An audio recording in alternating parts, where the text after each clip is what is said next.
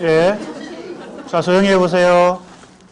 이 마이크 지금 아마 건전지가 잘 안 되는 것 같습니다. 교환하러 갔는데 일단 진행을 하도록 하겠습니다. 중간고사 이후에 이제 새로 진도를 나가야 되는데 1차 과제 피드백 5명 하고 이제 5명이 남았기 때문에 우선 이걸 먼저 하고 진도를 나가도록 하겠습니다. 중간고사 이전에 5명까지는 했고 이제 6명, 6번째 차례입니다. 나름의 의견, 법적인 측면에서의 수사학, 법 해석에 적용되는 수사학을 중심으로 이 학생이 무슨 과인지 확인하지 못했지만 법대가 아닐까, 아니더라도 법적인 차원의 수사학이 적용될 수 있다. 그런 관점으로 지금 나름의 의견을 제시하고 있습니다. 인간의 언어 행위인 수사학이 학문이라는 틀 안에서 단순하게 도식화될 수 있을까?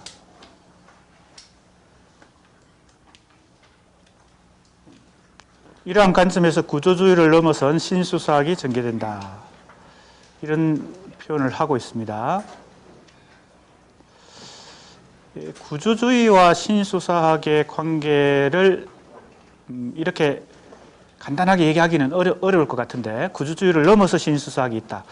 구조주의라는 학문체계와 수사학이라는 학문체계가 이렇게 정면으로 서로 대립한다고 하기는 또 어렵습니다. 그래서 조금 단순화된 문장이라고 생각되고요. 과연 인간의 복합적이고 예상 불가능한 지점들에 대한 해석 가능성을 열어둘 수 있을까라는 의문이 들었다.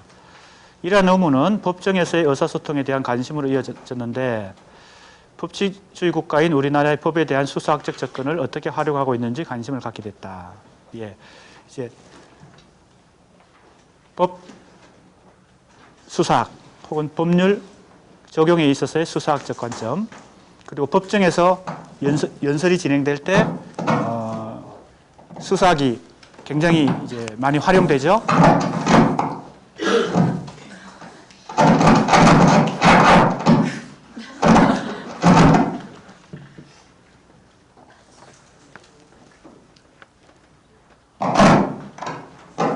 조금 기다렸다가 합시다. 이거 정리가 돼야 될 것 같습니다.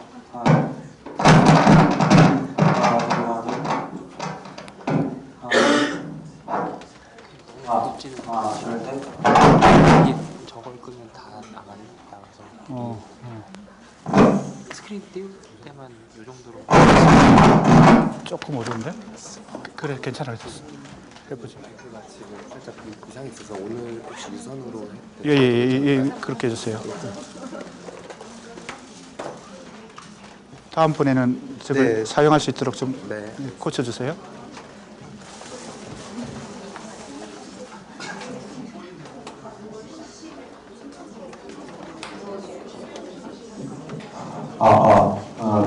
네.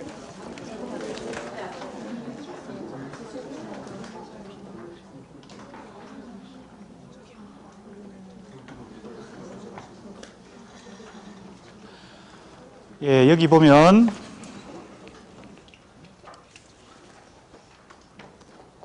모든 상황을 법칙으로만 단정해 놓았을 경우 발생할 수 있는 인간 세계의 복합성에 대한 강가라는 문제 때문에 해석 측면을 열어둔 것이다. 예, 그거는 우리가 법을 실제로 현실 속에서 적용할 때 법 해석의 문제가 굉장히 복잡하게 전개되는 걸 우리가 목격하고 실제 그런 걸 확인하면서 살고 있죠. 그래서 헌법이 있고 또 하위 법률이 있고 상위 법률이 다 있는데 그걸 이제 적용하는 단계는 굉장히 해석의 다양성이 실제 열려 있죠. 그래서 법정에서 서로 공방을 벌이고 법 해석의 문제를 놓고 치열하게 논쟁을 벌이는 이유도 거기 있습니다.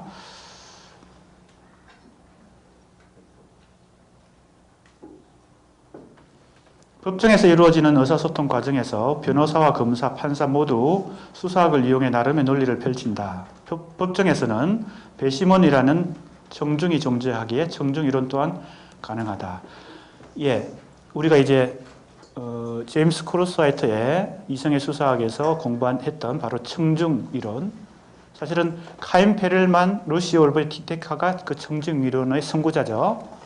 청중이 판정을 한다는 겁니다. 평가를 한다는 건데, 그게 가장 법정에서 가장 첨예하게 잘 나타나죠. 뭡니까? 잘 듣고 있다가 판사가 판정을 내리죠. 그죠? 변호사와 검사의 주장을 잘 듣고 있다가, 지금 배심원이라고 여기 나온 것은 아마 외국의 경우, 미국의 경우가 대표적인 경우인데, 제도가 조금씩 다릅니다. 법정 제도가요. 우리도 일부 그런 것을 도입해서 활용하기도 하죠. 그게 뭐죠? 소위 말하는 국민 참여제, 그죠? 그런 것도 일종의 배심원 제도를 활용한 것입니다. 단순히 표현적인 측면에 국한되는 논리로서의 수사학이 아니라 외재적 접근이 가능하도록 화자, 청자, 청중이 한 공간에 존재하도록 하는 법의 적용이다. 과학의 수사학이라는 측면에서 법 자체도 이론론적이고 일방적인 존재였고, 해석이라는 측면에서도 법은 악용되고 남용될 우려가 있는 존재였다. 수사학은 긍정적인 작용을 함과 동시에 불합리성을 키울 수 있는 부정적인 면을 동시에 지닌 양날의 금 같은 것이다.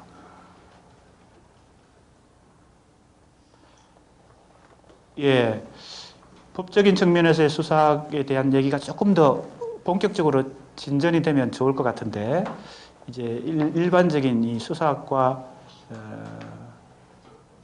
수사학에서 또 청중의 중요성, 이런 얘기들이 지금 전개되고 있는 것 같습니다. 아무튼 법적인 측면에서 수사학을 나름대로 의견을 제시했다고 생각됩니다. 다음 7번째입니다. 수사학은 부정적으로 인식되었는데, 이 책을 통해서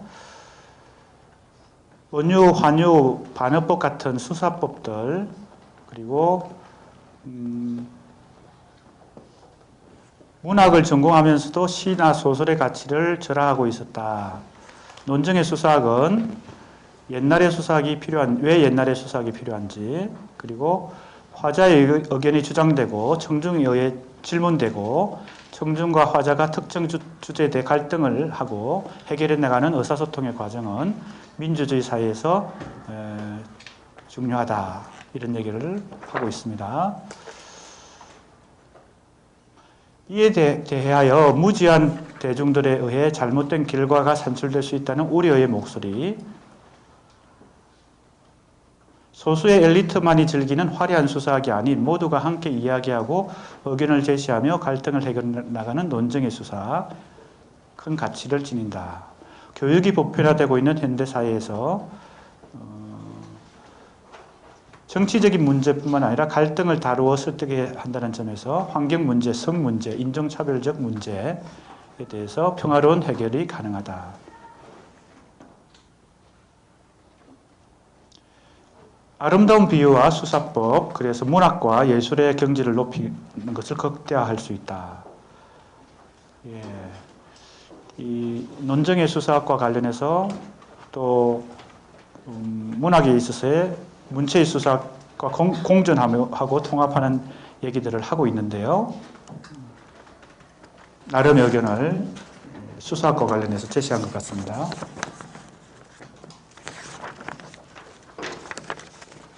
다음 8번째입니다. 8번째. 네. 수사학에 대한 얘기들이 많네요. 대체로 학생들 의견 중에. 크로스화이트의 이성의 수사학에 흥미를 가졌다. 밑에 보면 보편 청중, 일부의 청중이 아니라 보편 청중의 동의를 가정했을 때 논쟁이 강력해진다. 그리고 청중을 설득시키는 파토스에는 자본주의적 요소가 개입되기 마련이고 시대정신이라는 이름으로 등장한 에토스가 설득력을 갖지 못하는 경우도 비일비재하다. 이런 의견도 제시했습니다. 사회적인 약자는 논정행위에서 불이익을 느끼는커녕 논정행위에 참여할 기회를 제대로 얻지 못한다. 이런 현실적 한계도 얘기하고 있고요. 파시즘과 나치즘이 증명한다. 이렇게 얘기했는데 절대 다수의 청중이 설득당하고 동의한다고 해서 진리가 될 수 없다. 예. 그래서 역사적으로 파시즘 그리고 나치즘이 가져온 문제점들도 언급하고 있습니다. 이드가 프로이트 개념인 이드가 사회적 집단적으로 표출된 사례 2016년, 2017년 한국의 경우를 얘기하는 거겠죠? 맞나요? 좀 더 읽어봅시다. 한국에서 여성이라는 이유로 무차별 폭행을 당한 아마 이 사건은 강남역 사건인 것 같습니다. 그죠? 그게 2016년에 있었나요? 미국에서는 약자에 대한 차별과 폭력을 특징으로 내세운 후보가 대통령이 되는 결과를 맞았다. 4월 9일 유나이티드 항공은 다른 근무지로 승무원을 이동시켜야 하기 때문에 좌석이 모자란다는, 이건 아주 최근의 사례인 것 같습니다. 그래서 이 학생은 아주 구체적이고 현실적인 최근 사례들을 많이 들면서 실제 현실에서 이 논정의 수사학이 실현되지 못하는 경우들까지 현실적 한계까지 언급을 많이 하고 있는 것 같습니다.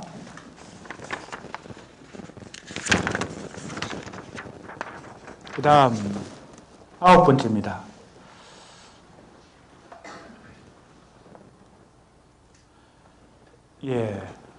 포장을 중요시한다는 얘기하고 수사학은 논증에 얹혀 포장 방법을 달리하는 학문이다. 이것은 이제 수사학을 일종의 설득의 방식이 아니라 포장의 방식, 그죠? 진실보다는 말을 잘해서 남을 속이는 방식, 이런 이제 부정적인 어떤 관점으로 지금 일단 언급하고 있습니다. 사람을 꿰거나 속이는 행위, 그러니까 말을 번지르게 잘해서 사기를 친다는 거겠죠. 뭐 그런 것도 수사에 대한 일종의 관점이, 부정적인 관점이죠. 수사학에 대해 중립적이지 않고 부정적이라 할 수 있는 의견인데 필자 개인만이 가지고 있는 이미지는 아닐 것이다. 그리고 부정적인 인식을 왜 가졌을까? 정규 교육 과정, 고등학교까지의 교육 과정에서 글쓰기를 배울 때 수사적인 표현을 절제하라고 배운다. 그죠? 그래서 아마 이 부정적인 인식을 수사학이라고 하는 혹은 수사라고 하는 그 측면을 부정적으로 보게 됐다는 거죠.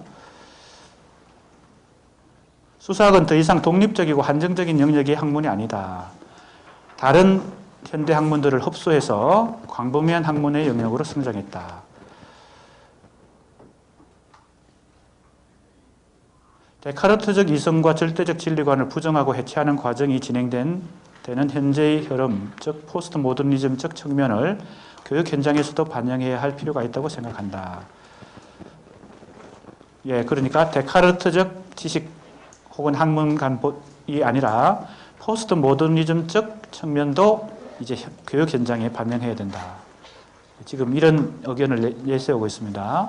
수사학에 대한 교육이 정규 교육 과정에서 이루어지기 위해서는 대입 제도가 변해야 한다. 대체로 지금 수사학을 부정적으로 보았던 어떤 관점하고 정규 교육, 즉 고등학교까지의 교육의 문제점하고를 연결시키는 그런 관점으로 나름의 의견을 제시하고 있습니다.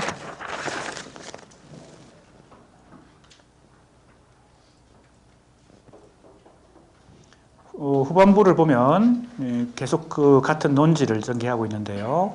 적어도 현재까지는 청소년기의 모든 목표가 대학에 있는 경우가 많기 때문이다. 예, 대학 입시제도 속에서 대학 입시제도 중심의 정규 교육 속에서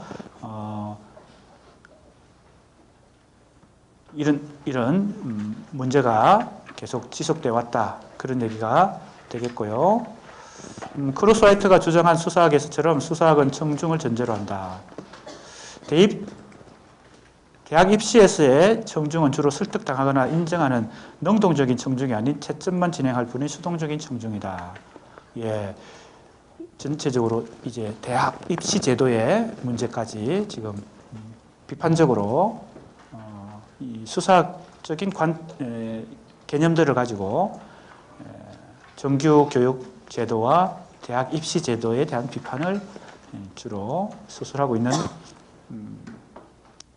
과제물입니다. 마지막 10번째입니다. 제임스 크로스화이트와 해체주의의 차이점 중 해체주의는 행위자를 부정하는 반면 크로스화이트는 행위자를 긍정하는 부분이 있다. 이런 얘기를 먼저 했습니다. 이거 중간고사 문제인 것 같은데요. 이 학생은 미리 중간고사 문제를 예상하고 이 과제물을 작성한 것 같습니다. 답을 잘 썼을 것 같은데 이 학생은. 저는 행위자를 긍정하는 제임스 크로스화이트의 의견에 동의합니다. 문학을 예를 들면 작가의 욕망이나 작품의 소재, 등장인물의 성격, 인물관계와 시공간적 배경, 작품의 모든 요소들은 세계의 영향을 받은 것이 분명합니다. 시대적 배경 등등이 작가에게 영향을 준 것은 의문의 여지가 없다. 하지만 수많은 작품적 요소 중에서 작가의 선택에 의해 해당 작품이 만들어졌기에 행위자라는 개념을 부정하기 어렵다. 그러니까 데리다로 대표되는 해체주의가 주체를 부정하는 것, 즉 행위자를 부정하는 것은 너무 과도하다. 그죠? 오히려 제임스 크로스화이트의 그 입장에 동의한다. 이런 지금 얘기를 하고 있습니다. 하지만 제임스 크로스화이트가 해체주의의 의문을 제기하며 데리다를 비판한 부분에 대해서는 데리다가 주장한 반복 가능성에 대해 다른 관점으로 재조명될 수 있다고 생각했습니다. 그러니까 이제 두 번째 얘기는 데리다의 반복 가능성도 재조명될 필요가 있다. 중국의 고사에서 한 장인이 공자와 맹자를 읽는 학자를 보고 찌꺼기에 매달리는 어리석은 자라고 말했던 것처럼 인간의 언어 행위에는 절대적인 한계가 있고 그래서 의사소통은 표면적으로 이루어질 수 있을지언정 진정한 의미의 소통은 실패할 가능성이 다분히 높다고 생각합니다. 예, 의사소통의 성공 가능성보다 실패 가능성이 다분하다. 이 얘기를 지금 다음 두 번째 하고 있습니다. 이 학생은. 하지만 실패하는 의사소통은 다른 측면에서 긍정적인 의미를 찾을 수 있다. 니체는 예술을 감상하면서 느끼는 기쁨은 스스로에 대한 기쁨이다. 이렇게 니체 얘기도 하고 있고요. 타인의 언어 행위에 공감하지는 못하더라도 표면적으로 이루어지는 의사소통에서 우리는 자신이 무의식에 품고 있던 주장과 사고를 의식적으로 인지할 수 있다.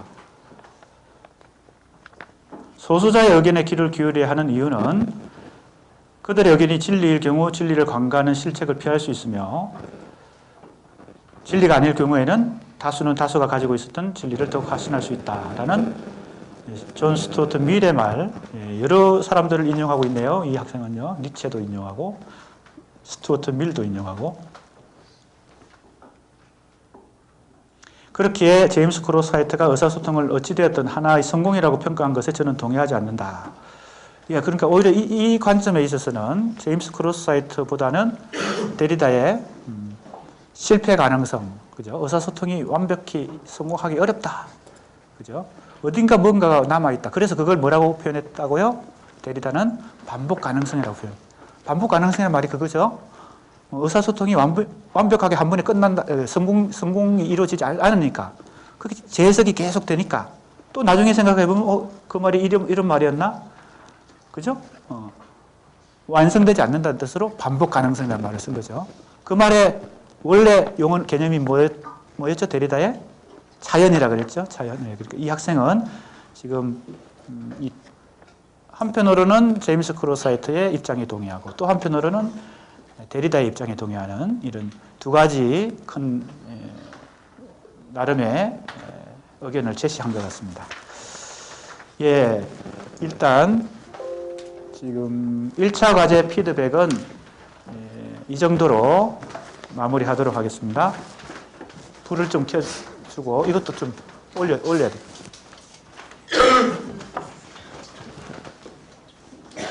예, 조금 더 그 시간이 허용되면 이것도 꺼주세요.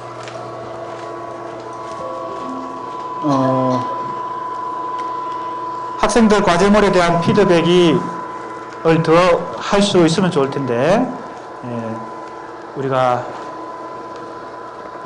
여기까지 하기로 하고 혹시 자기 과제물에 나름의 의견이 올라오지 않았다 해서 너무 불만을 가지거나 너무 좌절하지 말기 바랍니다. 더 좋은 의견들도 많이 있었는데 우선 이 정도 같이 한번 살펴봤습니다.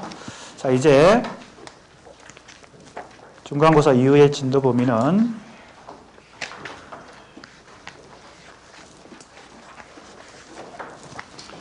역시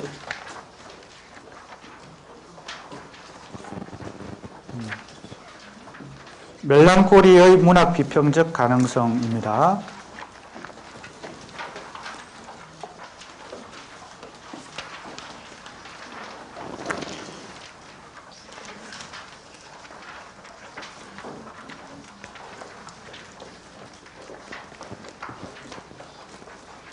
자, 우리가 이제 2부로 넘어가죠. 2부. 첫 시간에 얘기했지만 1부는 문학과 수사학에 관한 원론적인, 즉 이론적인 탐구에 해당되고 2부는 좀 더 강론에 해당된다. 이제 조금 더 구체적인 어떤 테마, 구체적인 이슈, 현대 비평의 구체적인 주제들을 다루고 있습니다. 그 중에 하나가 멜랑콜리입니다. 자, 234쪽.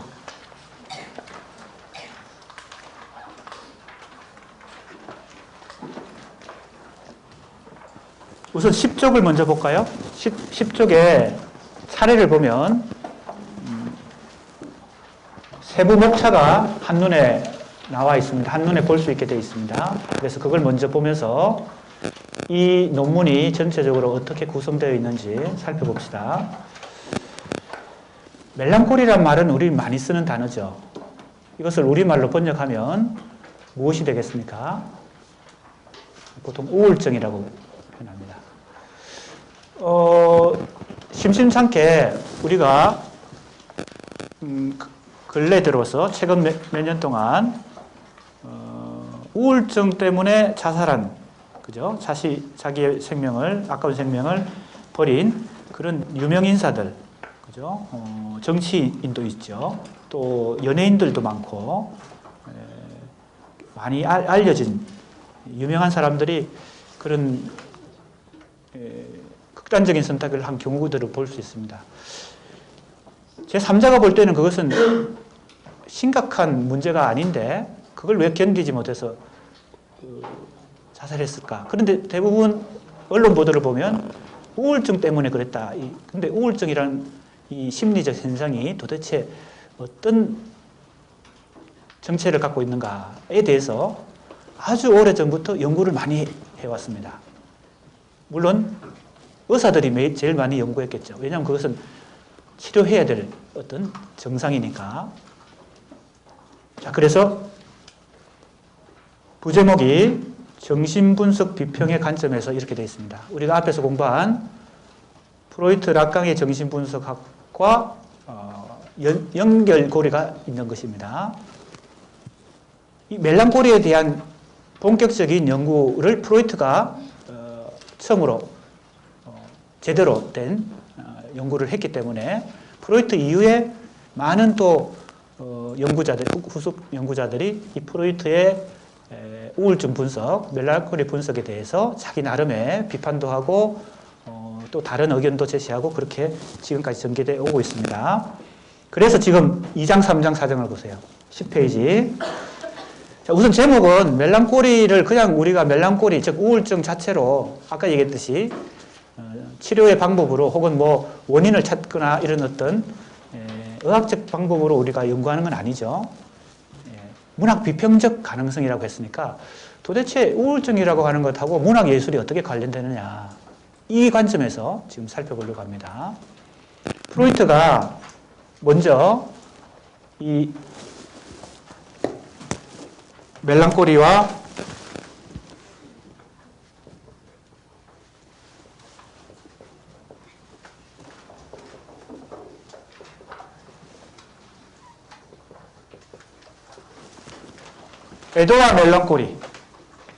에도와 멜랑콜리라는 유명한 논문을 쓰게 됩니다. 그러니까 심리 현상 중에서 멜랑콜리라고 하는 것은 에도와는 구별된다.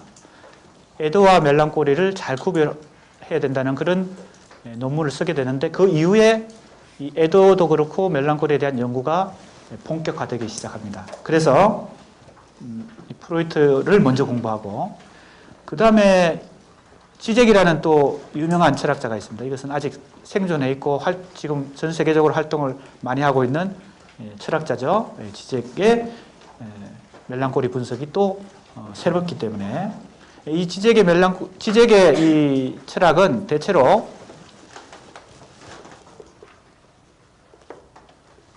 락강 정신분석학을 자기 철학의 기본 토대로 삼습니다. 그리고 이것을 헤겔 철학적으로 해석합니다. 그래서 어디에 적용하나 하면 영화나, 그죠? 대중문화에 이걸 적용해서 상당히 일반인, 즉 대중들에게 철학자로서는 예외적으로 전 세계적인 인기를 끌고 있습니다. 우리나라에도 여러 번 강연을 하러 왔었죠. 그 다음에 크리스테바가 있습니다. 우리가 앞에서 페미니즘, 정신분석학적 페미니스트 중에 대표적인 사람이죠. 그래서 이 크리스테바도 이 멜랑콜리에 대해서 프로이트의 이론에 자기 이론을 보충하거나 비판하거나 하면서 전개를 했습니다. 우리가 살펴보도록 하겠습니다.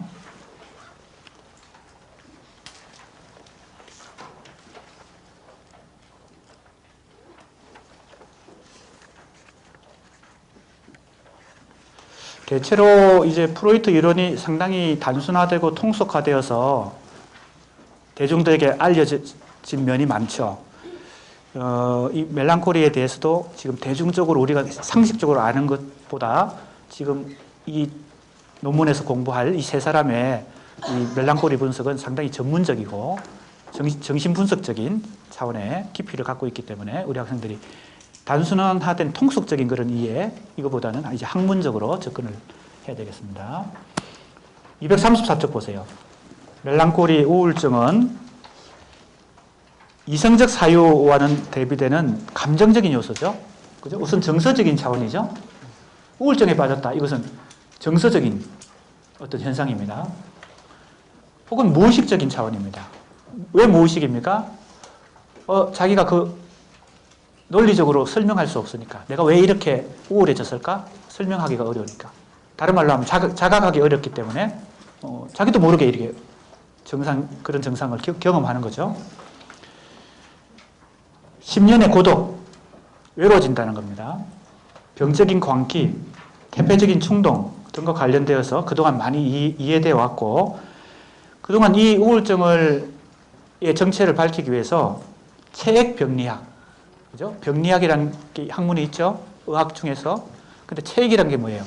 사람의 이 몸에 체액의 유형에 따라서 사람이 성격이 다르고, 뭐 정신적인 병이든 육체적인 병에 걸리기 쉽다 뭐 이런 거죠. 동양에서는 뭐예요? 체질이죠.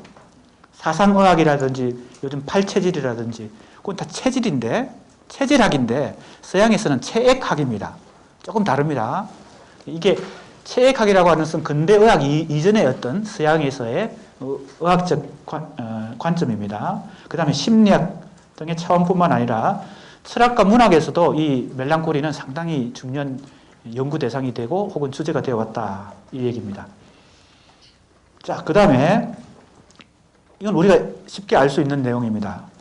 멜랑콜리에 대해서는 부정적으로 보는 사람도 있고 긍정적으로 보는 사람도 있겠죠. 당연히 이 의사들은 이걸 부정적으로 보죠. 그래서 고쳐야 될 병으로 생각하겠죠. 그렇죠? 상식적으로 이해할 수 있습니다. 그런데 문학 예술을 하는 사람들은 오히려 이 우울증적인 어떤 특성이 문학과 예술을 뭡니까? 남다르게 더 성공적으로 잘할 수 있는 어떤 자질이 된다고도 생각하기 때문에 그걸 긍정적으로도 볼 수 있습니다. 그래서 반드시 건강한 정신, 정상적인 신체를 가진 사람이 그죠? 문학 예술을 더 잘하는 것은 아니니까. 그러니까 보통 우리가 의학적인 입장과 문학 예술적인 입장에서 이 멜랑콜리를 보는 관점이 달라지는 것은 쉽게 이해할 수 있습니다. 자, 그래서 이제 우선 부정적인 관점부터 정리를 해보면 이건 고쳐야 되는 어떤 그죠? 병이죠. 그렇기 때문에 고대의 체액 병리학, 아까 잠깐 설명했습니다. 근대 풍토 심리학, 그 다음에 근대 계몽주의.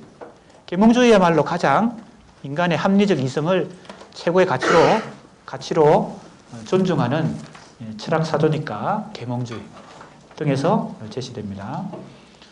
자, 우리가 너무나 잘 아는 의학의 아버지 히포크라테스도 바로 체액 병리학 관점을 갖고 있었습니다. 그래서 사람의 인체가 공기, 물, 불, 흙 네 가지 원소에 상응하는 체액, 혈액, 점액, 황담증, 즉 흑담증, 즉 이렇게 네 가지 유형이 있는데 그 중에 흑담증 이것이 과도한 경우 체액 중에서 과도한 경우를 바로 멜랑콜리다. 체액 그러니까 이건 타고난 거죠. 체액적으로 흑담점이 많은 사람은 우울증에 걸리기 쉽다는 겁니다. 그죠? 동양에서 체질론하고 약간 유사한 어떤 이건 일종의 결정론이죠. 그죠? 어떻게 해볼 수가 없는 거죠. 타고나는 거니까.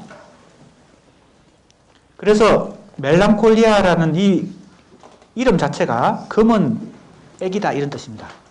어원을 따져보면요. 검은 애기다. 그러니까 이게 고대의 체액 병리학에서 나온 용어라고 일단은 우리가 이해할 수 있습니다. 멜랑콜리라는 이 단어 자체가요. 그 다음에 근대 풍토 심리학 헬파의 참고하면 되겠고요. 근대 이후에 멜랑콜리에 대한 대표적 저서는 이제 부정적으로 보고 이걸 고쳐야 된다, 즉 치료해야 된다는 보는 지금 관점들을 먼저 얘기하고 있습니다. 로버트 버튼의 멜랑콜리의 해부라는 책입니다. 이거 우리나라에도 번역이 되어 있습니다. 꽤 유명한 책입니다. 밑에 1번 각조에 있죠. 이것은 근대 자본주의 이후에 도시 문화와 관련해서 도시가 발전할수록 멜랑콜리에 걸릴 수 있는 뭐예요? 비중이 높아진다. 이런 어떤 관점을 갖고 있습니다. 도시를 병든 유체로 파악하고 멜랑콜리를 치유되지 않는 감정으로 파악하며 하여 도시와 사회적 삶 간의 연관 속에서 멜랑콜리를 파악했다. 자, 이제 긍정적 관점입니다. 주로 철학과 문학에서 많이 제시되었다. 키케로 아리스토텔레스를 인용하면서 뛰어난 지성인은 멜랑콜리한 자이기 때문에 그러니까 지적인 능력도 멜랑콜리한 사람이 더 많다는 식으로 이렇게 평가했고 괴테도 시적 재능, 멜랑콜리한 사람이 시적 재능이 많다. 셀링도 멜랑콜리를 자연의 심오한 특성으로 보았다는 것이죠. 주로 철학자들이나 문학 예술하는 사람들이 이렇게 보았습니다. 즉 예술적 영감의 원천이 된다 이렇게 본 것입니다. 간단히 요약하면 문학과 예술의 원천이 된다. 영감의 원천이 된다.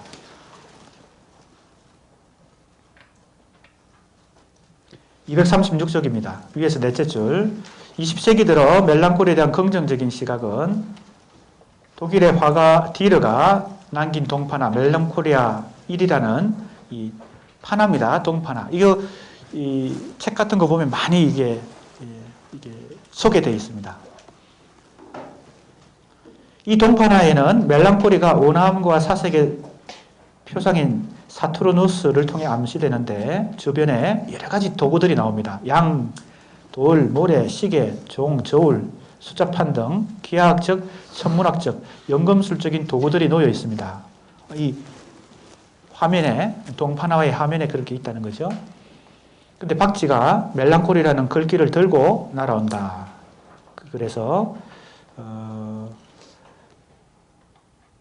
사투르누스와 멜랑콜리, 사색과 절망, 예술과 기하학 사이의 연관성을 강조하고 예술가의 멜랑콜리를 나타낸다. 이 그림이 예술가가 자질적으로 멜랑콜리적인 요소가 있다. 그러니까 사색 혹은 창조의 어떤 에너지가 된다는 거겠죠. 자, 여기까지가 이제 그동안 멜랑콜리를 연구해온 대체적인 관점인데 아직은 조금 그죠? 단순하죠.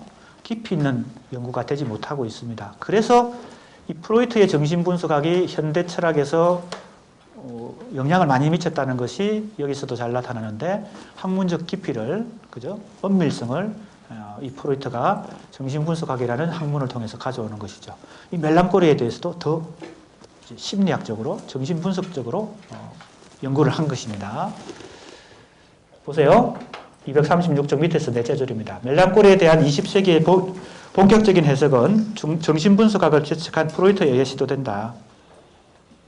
그리고 멜랑콜리에 대한 프로이트의 이 논문 이후에 그것이 하나의 쟁점이 돼서 그죠?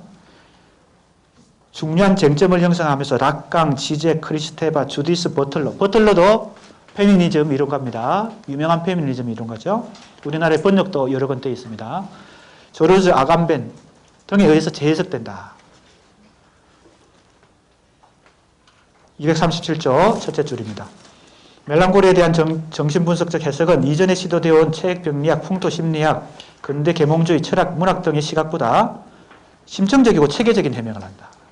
그전에는 그냥 좀 단순한 표면적인 어떤 연구를 했는데 따라서 이 글은 멜랑콜리에 대한 프로이트의 이론과 이를 개성, 변형, 비판하면서 재해석한 자, 그러니까 재해석하는 사람의 역할은 한편으로는 개성하고 그죠? 똑같이 개성하면 그것은 뭐예요? 그냥 모방이니까 그죠? 재해석이 아니죠. 재해석에는 항상 변형이 따라가고 비판도 따라갑니다. 그래서 이제 지제, 크리스테바 이 다른 사람들까지 다 그죠? 살펴보면 좋겠지만 락강은 이 프로이트 2장 프로이트를 공부하고 3장 지제를 공부하기 전에 미리 볼까요? 245쪽 락강이 보는 멜랑콜리의 관점이 245쪽에 나옵니다. 그럼 이제 락강을 따로 한 챕터를 마련해도 되겠지만 아까 뭐라고 얘기했어요? 이 지젝이 락강주의자거든요. 그러니까 지젝의 멜랑콜리 분석할 때 락강의 관점을 살펴보고 지젝을 공부하게 이렇게 실제적으로는 3명이 아니라 4명인 셈이죠. 그죠? 멜랑콜리 분석 4명을 지금 우리가 공부하는 셈입니다.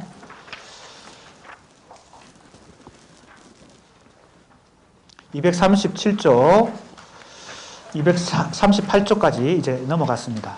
2장 프로이트의 멜랑콜리 분석입니다. 자, 보세요. 우선 제목으로 3가지가 적혀 있죠. 이게 핵심입니다. 이게 전체 내용을 압축해 놓은 요지입니다. 3가지가 뭐예요? 동일시로의 태행, 애정, 병존, 가학정입니다. 자, 이 3가지를 중심으로 이해를 하고 정리를 잘 하면 되겠습니다. 하나씩 살펴볼 텐데 이 3가지를 핵심 개념으로 삼아서 정리를 해볼 수 있습니다. 프로이트는 애도와 멜랑콜리, 그죠? 조금 전에 이거죠? 애도와 멜랑콜리를 비교한 논문이 썼다 그랬죠. 언제 썼어요? 1917년. 지금으로부터 정확하게 100년 전이네요. 그죠? 100년 전에 이 논문을 썼는데 이제 우리 번역서에도 한국에 프로이트 전집이 번역되어 있죠. 20건인가 뭐 이렇게 15건인가 이렇게 되어 있습니다. 그 중에 이 논문도 번역되어 있습니다. 자, 애도와 멜랑콜리를 구분하면서 공통점과 차이점을 규명한다.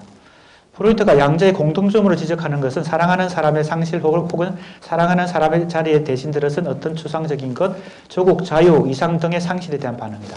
자, 하나도 안 어렵죠? 애도와 멜랑콜리의 공통점이 있다. 공통점은 뭐예요? 이렇게 정리할 수 있습니다. 사랑 대상의 상실입니다.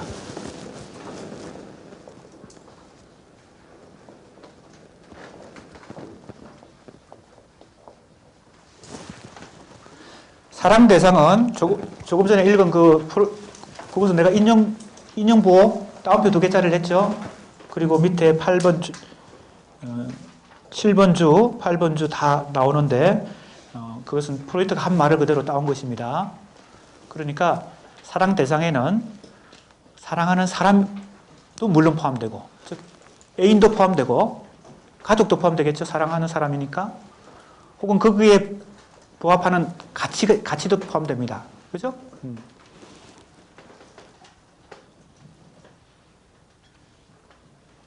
자기가 민주주의를 신봉하는 사람인데 민주주의가 그죠? 어떤 상처를 입거나 민주주의에 큰 손상이 일어나면 멜랑콜리에 걸릴 수 있죠. 혹은 자기가 어떤 사상을 그죠? 어떤 이데올로기를 신봉하는 사람인데 그 이데올로기가 추락하면 그죠? 자기가 사랑하던 어떤 가치니까 가치 개념이나 이념이니까 그것도 상실에 해당됩니다. 둘 다 공통점은 이거라는 겁니다. 이게 이제 기본이에요. 그러니까 각자 한번 이 프로이트의 이론이든 지적의 이론이든 자기 경험들이 다 있기 때문에 한번 적용해 볼 필요가 있습니다. 그죠? 누구든 상실감을 다 경험하니까. 자, 그 다음 보세요. 이런 공통점에도 불구하고 양자 간의 중요한 차이점은, 자, 이제 차이점입니다. 첫째, 멜랑콜리란 의식에서 떠난, 즉, 무의식의 대상 상실이라는 거죠. 반대로 애도는 그 어떤 것도 무의식적인 게 아니다. 그러니까 내가 뭘 상실했지 알면 그것은 애도에 해당됩니다. 자기가 뭘 상실했는지 모르고, 그죠? 우울증에 빠지면 그것은 멜랑콜리에 해당됩니다. 이해가 되죠? 네.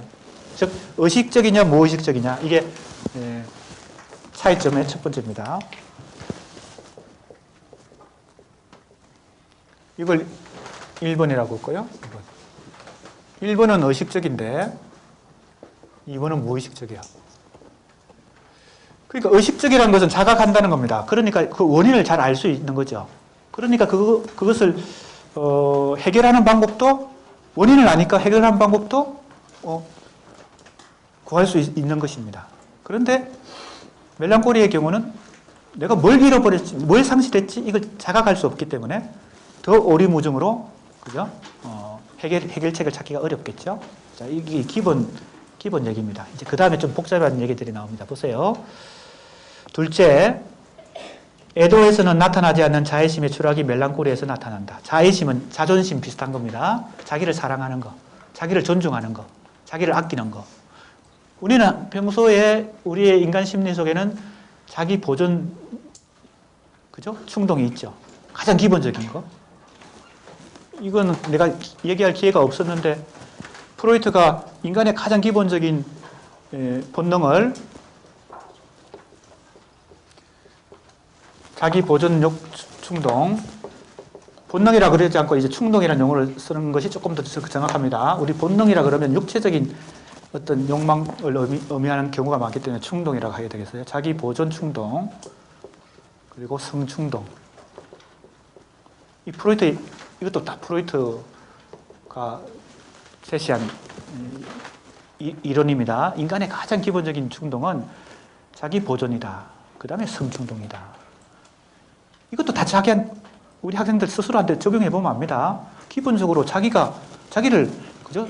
존중하는 것이죠. 자기 몸을 보호해야 되고 자기 영역을 그죠? 자기 정체성을 보호해야 되는 것이죠.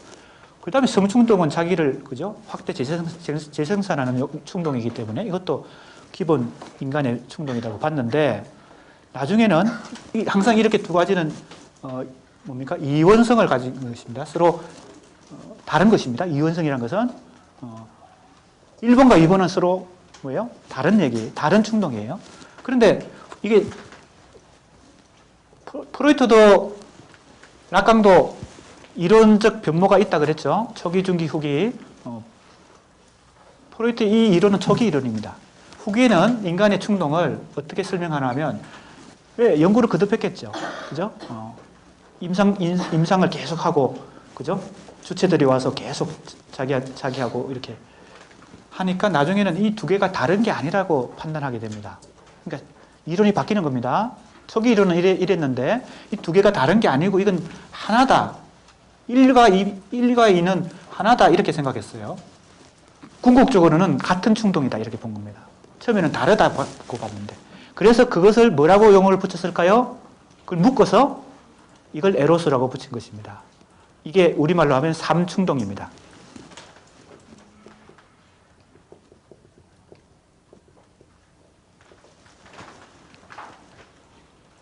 약간 옆길로 빠져서 지금 프로이트의 이론을 얘기하고 있습니다. 왜냐하면 이거 상당히 기본적인 거니까 이거 알아두면 앞으로 공부할 때 도움이 다 되니까. 그러면서 또 하나의 인간이 가진 기본적인 충동을 발견하게 되는데 거의 후기에 와서. 그래서 그게 뭘까요? 그게 바로 타나토스입니다. 인간에게는 삼충동 말고 이상하게도 타나토스라는 게 있구나 하는 것을 처음에는 이해를 못했는데 인간에게 있는 게 있다. 그것도 기본적인 인간의 충동이다. 라고 나중에 개념화하기 시작합니다. 후기에 오면. 그러니까 에로스와 타나토스가 나중에는 인간의 기본적인 충동 두 가지로 정립이 되게 되죠. 그러면 에로스 속에는 이 두 가지가 다 들어있다고 봐야 되겠습니다. 사실은 성충동도 자기 보존의 일환일 거 아니에요. 그러니까 프로이트가 처음에는 이 성충동과 자기 보존 충동이 다른 이원성을 가졌다고 생각했는데 아니구나, 이게 하나구나. 그래서 에로스라는 개념으로 이걸 통합합니다. 그러나 또 에로스로는 설명 안 되는 이원성이 있는데 그게 타나토스. 그러니까 이 프로이트 이론은 이원론으로 계속 전개가 된다 이렇게 볼 수 있습니다. 에로스와 타나토스는 다른 것이죠. 다른 충동이죠. 그리고 내가 중간고사 이전 마지막 수업에 뭐라고 얘기했습니까? 이 죽음 충동이란 게 프로이트가 제시한 여러 개념 중에서 가장 수수께끼와 같고 정립하기 힘들고 어려운 것이기 때문에 많은 후속 연구자들이 이 죽음 충동에 대해서 연구를 많이 했다 그랬죠. 그래서 락강 같은 사람은 이 죽음 충동에 해당되는 이거 죽음 충동입니다. 번역하면 타나토스 이 죽음 충동에 대한 연구를 거듭해서 뭐요? 자기 나름대로의 개념을 뭐라고 찾았다고요? 이걸 주의장서라고 찾았다. 고통을 동반한 쾌락.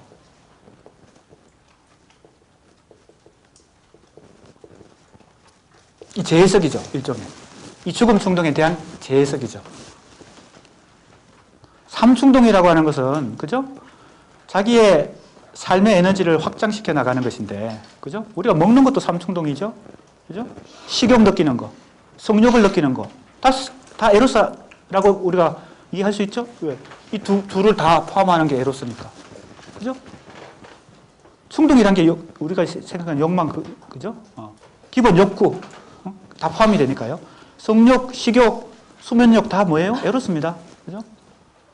그런데 이제 그런 거하고 반대되는 이상한 충동이 있다는 것을 찾아낸 거죠. 프로이트가 먼저 찾아내고 락강이 그걸 재해석하고 그게 죽음 충동, 주의상서 이런 것입니다. 이 주의상서는 락강이 인간이 어디를 추구할 때 이걸 거쳐서 간다 그랬어요? 실제와 관련되고.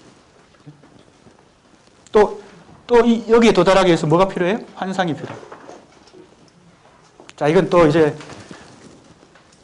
옆길로 새니까 이 정도로만 하고. 자, 보세요. 자애심이 추락한다. 이 말은 뭘까요? 두 번째 차이입니다. 차이점. 1번은 자애심이 유지되는데 2번은 자애심이 추락한다.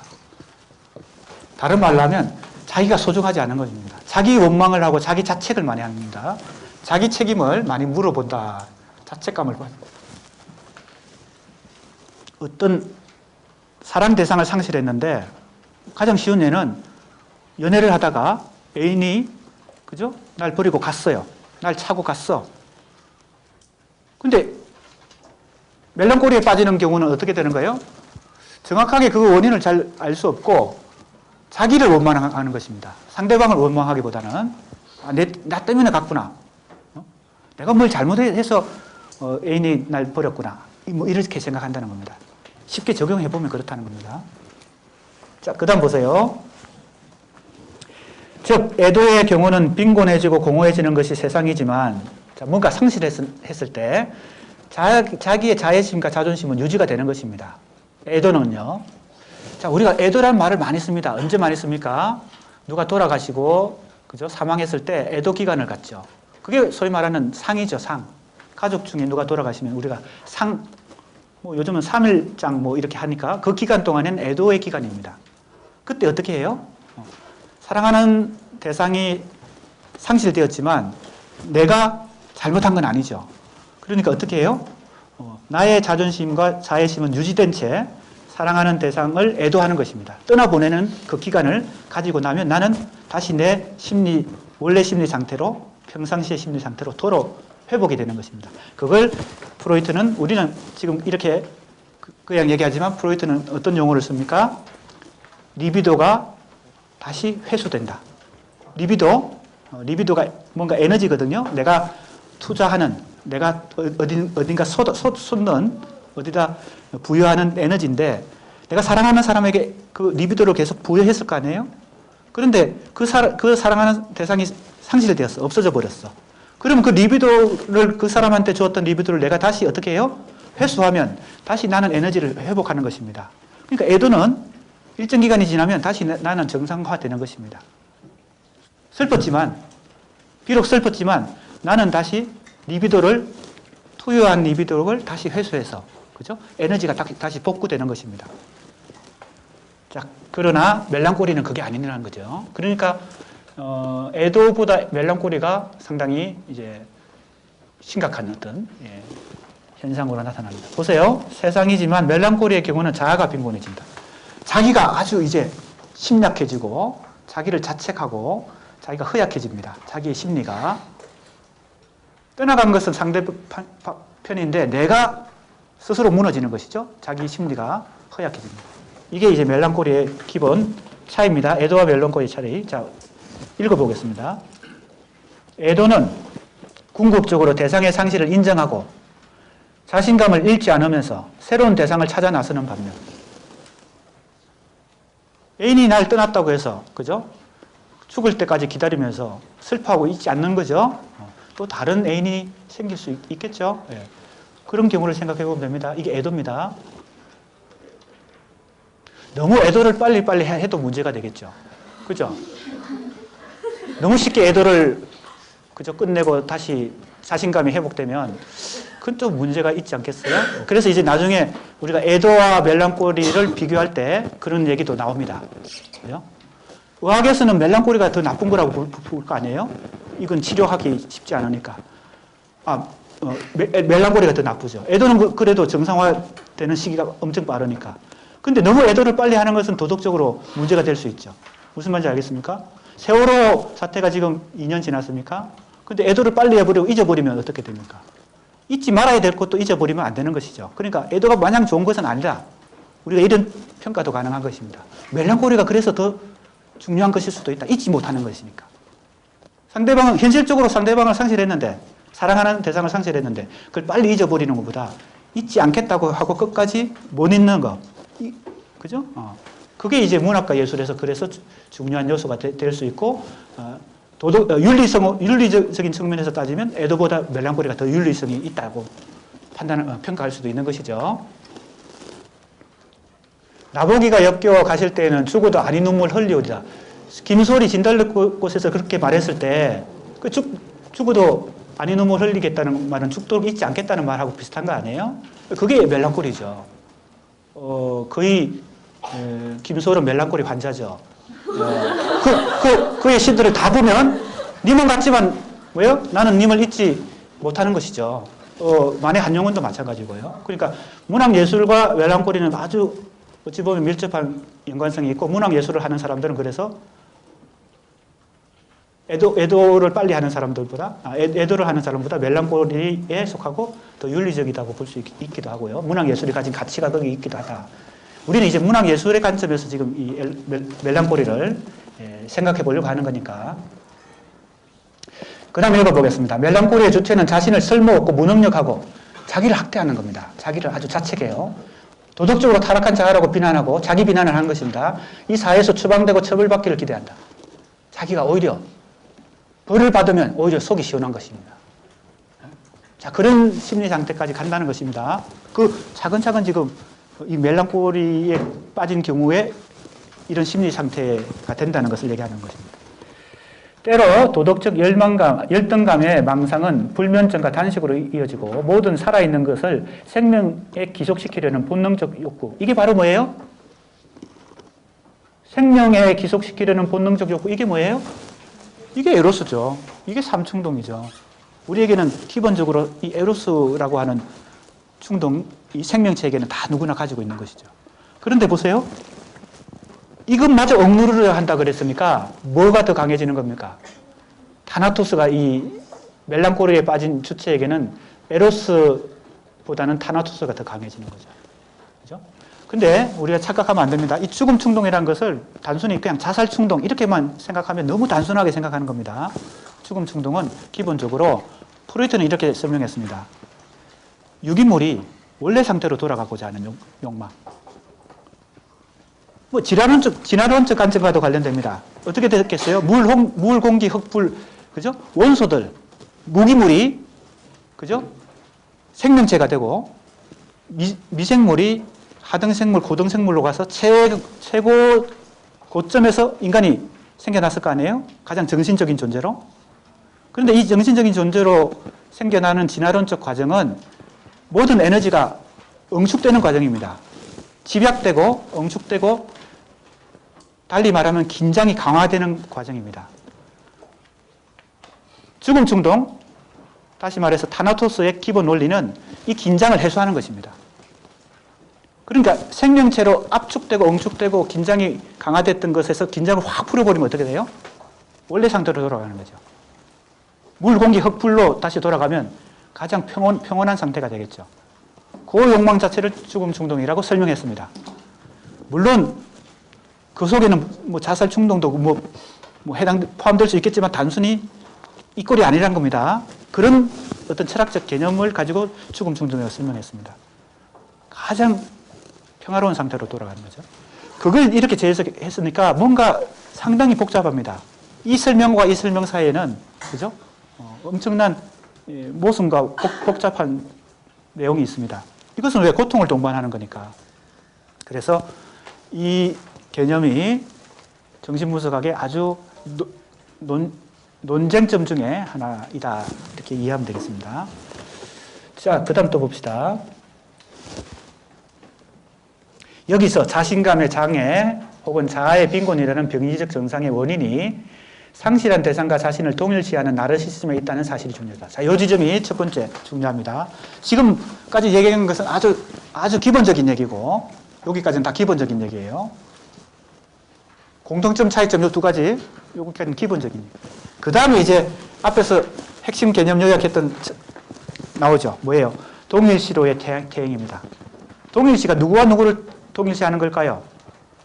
사랑 대상과 자신을 동일시하는 것입니다. 자, 그런데 그게 왜 퇴행이에요? 왜 동일시가 퇴행이에요? 퇴행과 같은 말이 나르시시즘인데 나르시시즘에 빠지면 그죠? 동일시가 일어납니다. 즉 나를 떠난 그 애인하고 자기를 동일시해버려요. 상실감은 못 이겨가지고. 그러면 사실은 누굴 미워해야 돼요?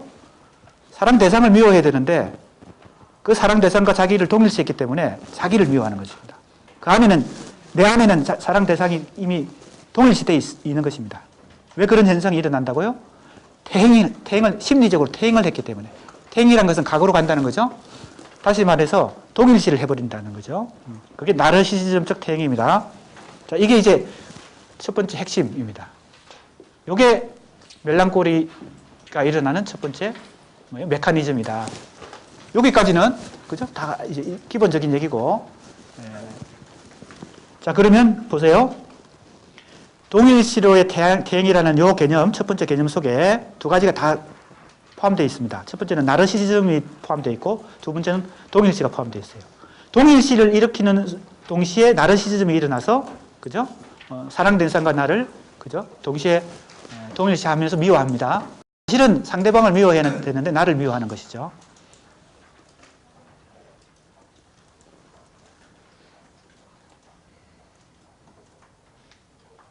자, 그 다음 읽어봅시다. 즉 멜랑콜리 주체의 자기 비난은 사랑 대상에 대한 비난인데 그것이 주체, 여기 또 환자라고 썼는데 이것도 조금씩 문제가 있습니다. 환자라고 하면 이거 부정적으로 보는 거죠. 멜랑콜리 현상 자체를 의학적으로 보는 것입니다. 그래서 이 환자라고 그러면 안 되고 주체라고 봐야 되겠습니다. 락강 이후로 이 환자라는 용어를 다 주체로 바꾼 것이죠. 주체 자신으로 돌렸다는 겁니다. 자, 240쪽 보세요. 이게 프로이트가 한 말 그대로를 옮겨놓은 것입니다. 다 읽지는 않고 한번 봅시다. 두 번째 줄 보겠습니다. 저항할 힘을 지니지 못한 대상 카덱시스. 카덱시스라는 용어는 전문 용어인데 이건 점령이란 원래 뜻은 점령입니다. 점령. 군사 용어인 것 같아요. 점령. 그런데 이거 주로 뭐하고 관련되냐면 리비도하고 관련됩니다. 리비도가 어느 영역을 점령해 버리는 겁니다.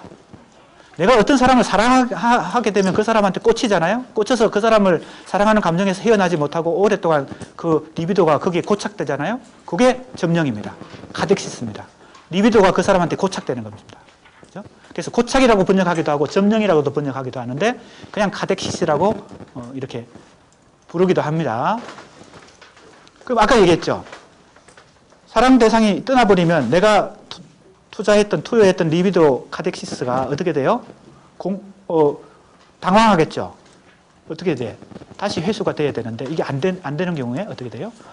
우울증에 빠진다. 반면에 자유로운 리비도는 리비도 나오죠? 다른 대상을 찾는 대신 자아 속으로 들어가요. 다른 대상을 찾으면 그것은 뭐에 성공한 것입니까? 애도에 성공한 것입니다. 근데 애도에 성공하지 못하고 다른 대상을 찾지 못하고 그 리비도가 나한테 와서 공격의 화살을 쏠 때 그게 이제 멜랑콜리가 됩니다. 오직 자아를 포기된 대상과 동일시. 자, 동일시가 나옵니다. 대상과 자기를 동일시하는 이 심리 현상, 이것이 우울증, 멜랑콜리의 가장 핵심 메커니즘입니다. 그 포기된 대상의 그림자가 자아에 드려지고 뭐 그만큼 사랑했겠죠. 그러니까 포기를 못하고 자기 자신에게 그 대상과 자기 자신이 동일시되고 그림자가 자기 자아에 그 사람의 그림자가 자기 자신에게 드리워진다는 겁니다. 그때부터 자아는 마치 그것이 떠나버린 대상이라고 되는 듯 이런 식으로 대상 상실은 자아 상실로 전환되고 자아와 사랑하는 사람 사이의 갈등은 자아의 비판적 활동과 동일시에 변형적 자아 사이의 분열로 바뀌게 된다. 자기 안에 자기 자신과 대상이 공존하게 되는 것이죠. 그러니까 갈등이 더 심각해집니다. 미움과 사랑, 즉 애정이 한꺼번에 충돌하게 되겠죠. 자, 동일시가 일어나고 애정이 서로 병존한다. 그래서 그 다음 단계 뭐죠? 애정 병존. 다시 238페이지. 아까 핵심 요약 3가지 했죠? 단계별로 동일시로의 태행, 다음에 애정 병존이 일어난다. 자기 안에 대상이 들어와 있기 때문에 대상에 대한 미움과 물론 자기에 대한 미움이 가중되어 있고 또 사랑을 완전히 포기하지 않았기 때문에 사랑하는 감정도 남아있고 이게 계속 충돌하는 그 전쟁이 자기 심리 내부에서 일어나니까 갈등이 엄청 증폭이 되는 것입니다. 자기 안에서 일종의 전쟁이 일어납니다. 애정과 사랑과 정오 사이의 갈등이 충돌이 증폭된다.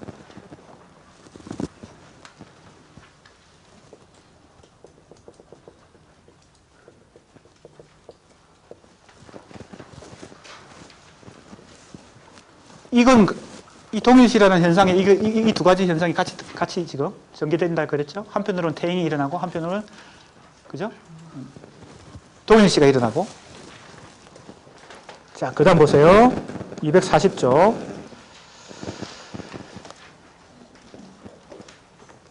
자, 아까 다 설명한 내용입니다. 특정한 사람, 추상적인 이상을 사랑하던 자아가 그 대상을 상실했음에도 불구하고 투유된 리비도가 철회돼요. 자, 리비도가 아까 내가 해수란 말도 했고 철회란 말도 하고 막 여러 가지가 나오죠. 다 이제 돌아온다는 것입니다. 그죠? 다른 대상에게 뭔가 투여했던, 그죠? 투자했던 그 에너지가 다시 돌아온다. 새로운 대상을 찾지 못한 채 자기 내부로 향하게 된 길과 멜랑콜리의 주체는, 자, 이제 주체란 말이 나왔네요. 주체는 이전의 대상과 자기 자신을 동일시하게 된다. 자, 그러니까 동일시가 일어납니다. 사랑했던 대상과 자신을 동일시하는 자아가 존재하고, 그래서 한편으로는 또 비판하죠. 아까 얘기했죠. 그게 정오가 일어나는 것입니다. 결국 자아와 사랑하는 사람 사이의 갈등은 자아의 비판적 활동과 동일시에 의해 분열, 그러니까 분열이 일어나기 때문에 자아 속에서 이 두 자아의 분열이 일어나기 때문에 갈등이 엄청 심각해진다. 근데 끝에서 제3자가 볼 때는 이게 별일이 아닌 것 같은데 그 주체 입장, 심리 내부에서는 엄청난 갈등이 생기는 것입니다. 상실한 대상과 자기를 동일시하는 것이 멜랑콜리의 핵심적 메커니즘이라면 나르시즘적 태행을 발생시키는 중요 요인이다. 자, 241조. 거기 보면 위에서 넷째 줄 보면 이런 메커니즘은 한 유형의 대상 선택에서 원초적인 나르시시즘으로 태행. 자, 나르시시즘 태행이라는 용어가 나오죠. 자, 이게 다 프로이트의 그 논문에서 나오는 분석입니다. 그러니까 100년 전에 프로이트가 이런 분석을 해서 우울증에 빠진 사람들은 이런 메커니즘 때문에 우울증에 빠진다라고 논문을 쓴 것입니다. 그 다음에 또 최초의 방식 양가감정이라는 말이 나오죠. 이게 이제 여기에 해당되는 것입니다. 양가감정. 두 가지 모순된 감정이 같이 공존하는 거. 자아는 이렇게 선택한 대상을 그 자체에 통합시키길 원하고 이런 과정이 일어나는 리비도 발달 단계 구강기에는, 자, 구강기 나왔죠? 내가 한번 심리 성욕 발달 단계 처음에 뭐예요? 바로 처음이 구강기입니다. 그 다음에 뭐예요? 항문기. 그 다음에 뭐예요? 남근기. 그 다음에 잠복기. 그 다음에 성기기. 성기기는 이제 12살쯤이라고 프로이트가 얘기했으니까 그때부터는 어느 정도 성기를 중심으로 어떤 성감대가 발달하는 단계인데, 그러니까 이 구강기는 아주 어린 시절, 탄생하고 나서 1.5세 정도에 생긴다, 이렇게 볼 수 있습니다. 그러니까 어느 단계까지 태행이 일어난다는 거예요, 심리적으로? 이 구강기까지 심리적으로 어린 시절로 돌아간다는 겁니다. 그러니까 마음이 엄청, 그죠? 태행을 해버린 것이죠. 구강기의 상태까지. 자, 이것도 구강기라는 말보다는 구순기가 정확한 표현이네. 구강은 입만 얘기하고 구수는 입술까지 포함하는 거니까. 그래서 14번 줄을 보겠습니다. 오늘 여기까지만 해야 되겠는데 14번 줄만 보겠습니다. 이거 한번 우리가 내가 보충 설명할 때, 프로이트 이론 보충 설명할 때 잠깐 얘기했던 그 바로 발달 단계입니다. 리비도 발달 단계. 크게 보면 전성기기와 성기기로 나눠지죠. 근데 그 전성기기가, 그죠? 다시 세 가지로 나눠집니다. 구순기, 항문기, 남근기. 그죠? 자, 그러면 이 구순기는 첫 번째 단계인데, 리비도 발달 단계라고도 하고, 심리 성욕 발달 단계라고도 합니다. 이 시기의 성적 쾌감은 주로 음식 섭취를 동반하는 구강과 입술 흥분과 결부되어 있다. 주로 이 어린 시절에는 주로 엄마의 젖을 입술로 혹은 입으로 섭취하거나 이유식을, 그죠? 입으로 먹으면서 주로 양분을 흡수하니까 이때 이 여러 가지 쾌감이 구순에 입과 입술에 집중되는 것, 리비도가 거기에 집중되는 걸 우리가 이해할 수 있습니다. 영양 섭취 활동은 대상관계를 표현하고 조직하는 의미작용을 선택적으로 제공한다. 예컨대 먹고 먹히는 의미작용에 어머니와의 사랑의 관계를 표시하는 것이다. 자, 먹고 먹는 게 단순히 생물학적 영양 섭취에만 해당되지 않고 그것은 애정의 관계, 어머니하고의 애정의 관계가 뭐예요? 표출되는 것이죠. 입술을 통해서, 입을 통해서 엄마하고의 신체적 접촉이 사랑의 관계가 형성된다는 겁니다. 자, 오늘 여기까지 하고 다음 시간에 계속하도록 하겠습니다. 수고했습니다.